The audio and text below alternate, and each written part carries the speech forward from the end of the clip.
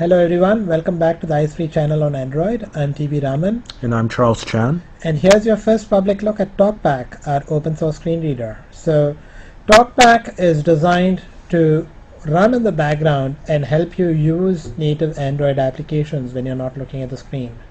So in Marvin, we've shown you applications that were written explicitly to provide a pleasant ice-free experience. TalkBack complements that in that there are many applications where the visual user interface is sufficiently simple that just speaking that interface is just as good for ice-free interaction. You have a bunch of list boxes and a bunch of text to speak and a bunch of buttons to check. In many cases, those applications can just talk with something like TalkBack. There's a lot of stuff going on behind the scenes here, but what you will see is a very simple user model. As a user, you just use your application and things talk. So we are back at the Marvin home shell here. Let's go to our quick app launcher like we did last time. Alarm clock. And we are right on our alarm clock, so let's start that.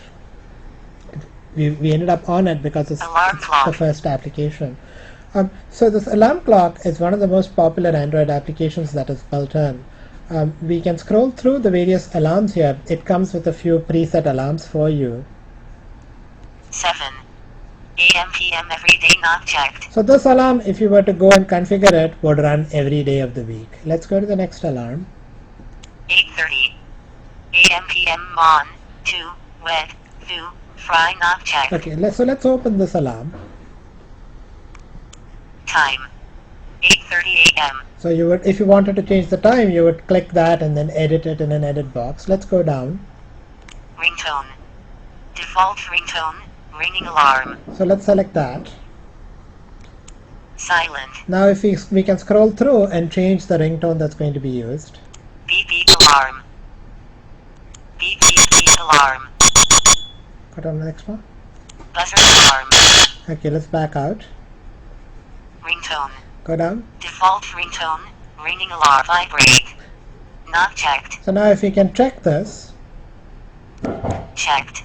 So notice that when the state of that checkbox changed, it spoke that update. Go down one more. Repeat. On, to, wet, to, fry. Now again, if you wanted to configure which days of the week that alarm goes off, you can open that option and check it. We'll not bother wasting your time with that. Let's back out of here. 8:30 So a.m. p.m. on, to, wet, to, fry not checked. So there, summarize that alarm again. So there's a lot going on in the background here. What is actually happening here is that Android 2.0 has a set of accessibility APIs.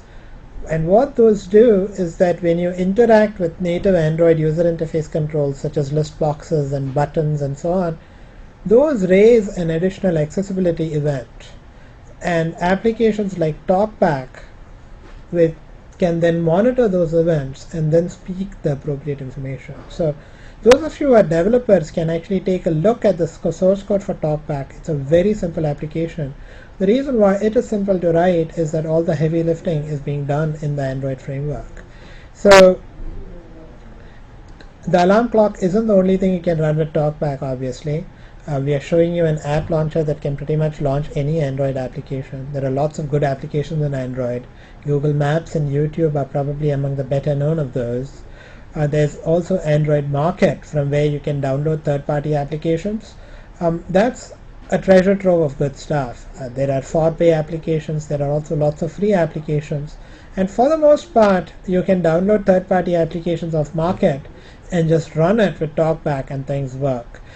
Quick tip to developers out there. If you're writing applications for Android and would like to increase your audience to those who want to use your application without looking at the screen, you just need to do a couple of very simple things. Please label all your graphical controls with appropriate metadata.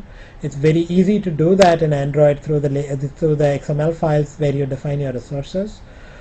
Please also make sure that one can navigate your app with the trackball so that you can actually move through the various controls.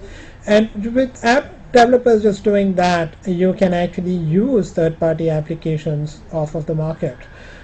Simple Weather is one of my favorites for weather forecasts. You can use a Facebook application. As it happens, the World Series started yesterday, and Major League Baseball announced a beta application for Android called MLB at Bat Beta. It's a third-party application. We had not seen it until yesterday. Pulled it off the web, installed it. Guess what? TalkBack works fine with it.